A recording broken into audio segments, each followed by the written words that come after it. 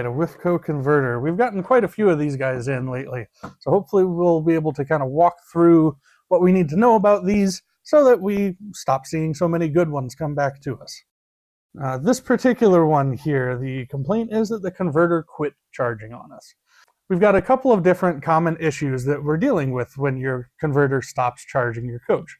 And it's more common for it to be one of these other simple troubleshooting checks that we just were too much in a hurry to do the proper due diligence with, rather than actually being the converter being bad.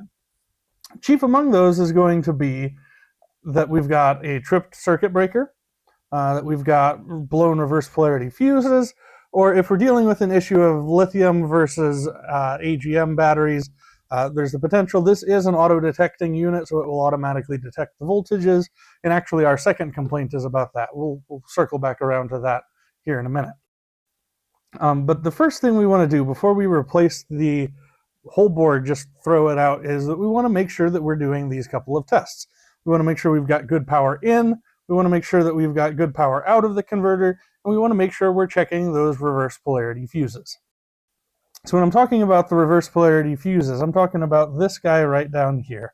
Now, its job, the reverse polarity fuse, is to protect your converter in the event that reversed polarity is hooked up. So if they're hooking up the batteries, they accidentally, it's a common misconception that it takes, a couple of seconds for the batteries to be their reverse polarity. A millisecond, fraction of a millisecond is all it takes of reverse polarity for this fuse right here to blow.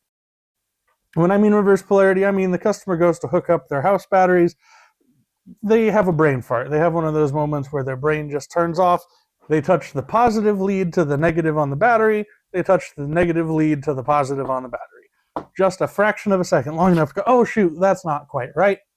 Well, in that time, they have blown this fuse, and unless they replace it, this converter will no longer charge the battery. That fuse acts as a bridge between the battery and the converter, and again, it's there to protect the converter. So first thing we want to do is we want to check that fuse. We can pull it out, we can take a look at it in the light. I can see this fuse is good. But sometimes you can test, or sometimes you can take a fuse and it looks good even though it's not. What you're going to do is you're going to take a multimeter. Right now mine is showing an L for open line. Some meters will show open line, some will just show nothing while you are waiting to test for continuity. I like to, just as a quick proof that it's working, touch my 2 meter leads together. As you see now, I've got a reading of about 1 ohm. Now some meters will kind of squawk and squeal at you when you have continuity. This one in particular does not, but when you touch them together, you'll see that we've got a reading. Continuity is a very simple reading. You either have continuity or you don't. So don't put too much stock in the reading there. Just the fact that it is showing something means that we have continuity. Now, with that fuse, I'm going to do the exact same test here. I'm going to touch one side, and I'm going to touch the other side, and if we look, we see we've got a reading. This fuse has continuity, that fuse is good. We're going to put the fuse back in, and then the next thing we're going to do is make sure that we've got good power incoming. So when I say good power, I mean we've got 120 volts of AC power coming in on a dedicated line to it. So on this guy right here, I've got my incoming from my cable. I'm going to go ahead and put my positive on that. I'm going to put my negative down here on the neutral line. And we see I've got 114 volts. So we're doing all right on that front.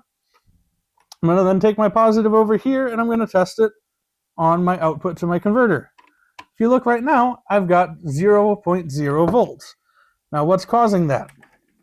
My breakers are tripped here. They are in the off position. So I'm going to turn my breaker on, and then I'm going to turn on my output breaker. So this is my main breaker. My output breaker is now on. You saw the lights flicker up above, and I'm showing this up to the camera up top here. You can see we've got some lights on the circuit board. So now my converter has power. If I go back up here and test my output, I'm looking at 114 volts going to the converter. I'm going to switch my meter over to DC. Now we're going to test the output from the converter. Now if I had a battery hooked up, what I'm going to want to do is remove this fuse, and then I'm going to want to test on my board right here, or on the output inside my converter. If I don't have a battery hooked up like I don't right now, then I'm okay to test on the wires leading out from it. But it's very important that if you have a battery hooked up, you remove this before you test. Otherwise, you may accidentally be picking up voltage from the battery and not from the converter itself. So at this point, I've confirmed that I've got good power coming into my load center. I've got power going into my converter from that load center. Now I'm going to test for DC output voltage on my converter. So I'm going to put my positive on positive, negative on negative, and I'm sitting at 13.7 volts. So I am in the neighborhood of what's acceptable. If you are on AGM batteries, 13.2 is about the lowest that you want to see a converter outputting at, and 14.5 volts is the highest that you want to see. So that range, 13.2 to 14.5, is your acceptable voltage range. We're sitting here at 13.6. We're in a good, healthy range for AGMs. For lithium batteries, that's a little bit more. We're looking at probably a volt on top of both of those numbers. This is how you generally troubleshoot a converter. So that way you know we've got good power in, we've got good power going to the converter, and then we're testing we've got good output power from our converter. I can't drive home enough, folks, that we need to make sure we are checking this reverse polarity fuse. Now, some of our units are going to have upwards of 4 of these fuses. Some of them are going to be down as far as 1, like this guy. But I cannot drive home enough. The amount of converters that we get back that have a blown fuse here, and that's the only thing wrong with them, warrants us putting this information in a video.